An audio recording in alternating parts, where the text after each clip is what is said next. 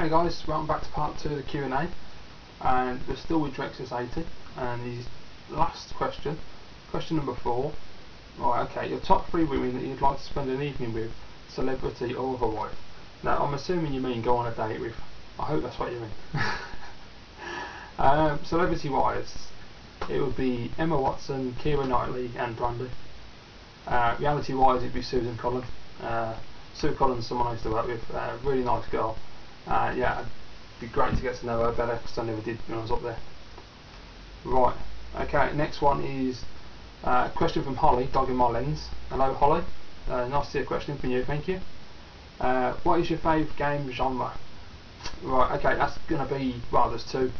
Old school gaming, it's got to be scrolling beat 'em up like Final Fight, Streets of Rage, Golden Axe, love those kind of games, I just play them for hours. Modern games, it's first person shooters without a doubt.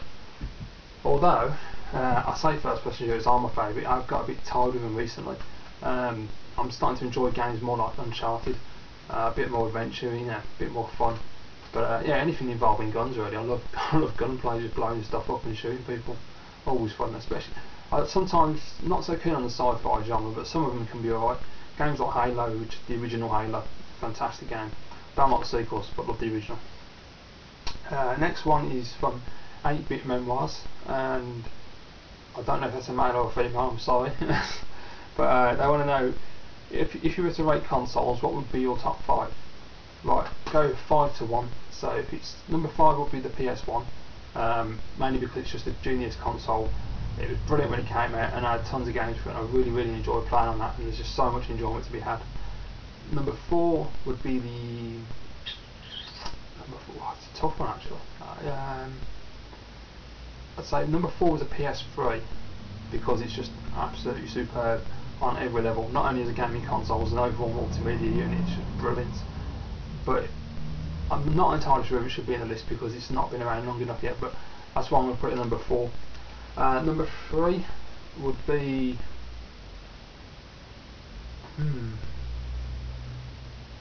it's really tough. I'd say number 3 is probably the N64 because I've still not spent enough time in that yet, and what I have spent with it has been fantastic. I still need to buy a lot more games for it and really find out more about the N64. I think Evil Slothman's looking into doing a lot more N64 stuff to explore the game, so that'd be really good to be watching, and I'll be interested to see that. Okay, number 2 is going to be... it's really hard. Number 1's easy. Number 2, probably the GameCube or Xbox. Shit, that's a tough choice. Actually no, I'll go with the Xbox. Number 2 will be the Xbox, yeah, definitely, because of Halo and all the other great games I used to play on it, like Freedom Fighters. So yeah, definitely the Xbox. Number 1, Super Nintendo, without a doubt.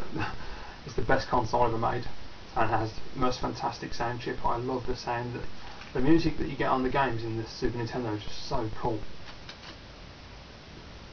Okay, next one is from LukiRuki1234. I've been dying to say that because I'm the only one that hasn't said it on a video yet. And he wants to know, what's your favourite console? Super Nintendo, hands down, always will be, mate. Yeah, look at my name.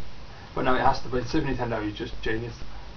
Great graphics, fantastic sound, amazing catalogue of games, just hours of fun. I even played Killer Instinct last night, and I'm crap at Killer Instinct, but I decided to pop it in and give it a shot, and it's really good fun, and it looks and sounds amazing.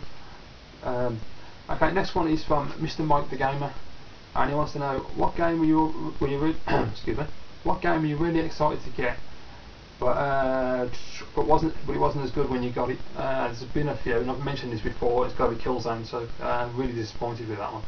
I think it was 2005 when they did the E3 footage, the mock-up, and I was really blown away. I thought, oh, this game could have potential. But obviously it was faked, and when the game came out, yeah, it looks nice, but it plays like shit. So I was really pissed off about that, waste of money. Next one is from KB Streamer. A few questions. Question number 1, Mario or Sonic? Mario. When I did those in my opinion videos, I did a whole thing about Mario and Sonic and my reasons why I prefer Mario, so if you want to find out, please go and watch that video. Question number 2, what is the game you most wanted to complete but didn't or couldn't? That is without a doubt Grand Theft Auto 3 on the Xbox. I absolutely love this game. Unfortunately I got right through to what I believe is the last mission, where you get you get down onto the, I don't know what it is, just like a dam kind of bit, and there's a woman and a helicopter and a load of Mexicans, a load of Mexicans, and whatever. Anyway, you kill them all, and you got to try and get her before she gets in the helicopter, and I just can't do it. I've never been able to manage to do that. She always gets in the helicopter and flies off, and it really pissed me off because I played that game so long, and I just couldn't do that last bit. So annoying. Okay, question number 3. Right, which game were you so excited to come out only to be disappointed? Well, I've just answered that one for Mike the Gamer. As I say, it was Killzone 2 because it was just complete crap, and I appear to be the only person that thinks it was crap, but whatever. Okay, next question is going the right way. There's loads of questions about this. It's going to be a long video. Next question is from MMac78. What are your views on retro games compared to modern games? Right, do you think that the fun, that the fun and gameplay has been taken out of the newer games in favour of better online gaming, whereas the older games had better fun and playability? Yeah, I think you're probably right there, mate. To be honest, I think a lot of the old games, because they didn't have the graphical ability, they concentrated a lot more on the gameplay. And, you know, people have been over this over and over, but it's true. The games were rock solid. I mean, as we all know from playing them now, some of them are just ridiculously difficult. I mean, you get things like Mario 3, no save game, so you've got to play the whole game through in one day. I mean, come on, that's a bit much. And yeah, I don't know, a lot of the modern games, they do concentrate a lot more on graphics and not on gameplay. But then you get gems like GTA 4 or Uncharted, which are just absolutely fantastic, and they have loads and loads of replay. You know, I've completed Uncharted 3 times, completed GTA 4 twice. And with GTA 4, you don't have to just complete it every time. You can just have fun driving around the city, experiencing it, and it's just great. Yeah, I think the problem now is obviously that, you know, a lot of people have said before, you know, the press, is the budgets. There's such big budgets involved in these new games that you have to put massive teams together, and it costs them a fortune to make, a fortune for all the equipment and to pay all the people to make the game. So they want quick wins. You know, it's like blockbusters in Hollywood. They want a quick return on their money. They don't want to take a risk and make an interesting new game or a completely new genre in case it falls on its arse and flops, and then they lost all the money. Which, you know, you can totally understand from a business perspective, but from a gaming perspective, it's pretty shit. So they took a lot more chances back in the day. You know, it was better when gaming wasn't so commercial like it is now, I suppose. Maybe they were allowed to take more chances. But I do think some of the modern games still have fun. You know, they're too short as well. That's another problem. They're far too short nowadays. You know, when you play games that you can complete in a night or 2 nights, that's just not good enough for me. And especially if it hasn't got replay, you've got to have, I mean, it's alright completing a game in 24 hours, but you've got to be able to go back and continue to play it and explore it and find more things after. You need to get your 40 quid worth. I mean, £40 is a lot of money, so I want my money's worth. So I think that's about covered it. Next question. Right, we've got a set of questions from GameFan519, and the first question is, what's your favourite RPG of all time? I don't play RPGs, mate, I'm afraid. The only one I've ever really played was Zelda on the Game Boy, and that's it. I'm really shit at RPGs and they just annoy me. Question 2, what is your favourite band? That'd be Lacuna Coil, an Italian goth metal band. They're absolutely fantastic, and I finally got to see them not too long ago before I moved to my new town, so I was well chuffed, and they're absolutely brilliant live. Question number 3, how old am I? I'm 32, on my profile. Question number 4, what's your favourite game developer?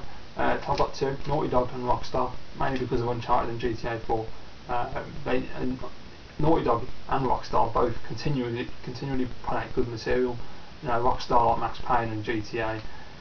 Naughty Dog, I mean, the Crash Bandicoot have done Uncharted.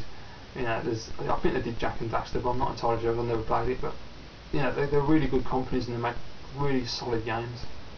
So that's the end of part 2. I'll be back with part 3, you know, in a moment.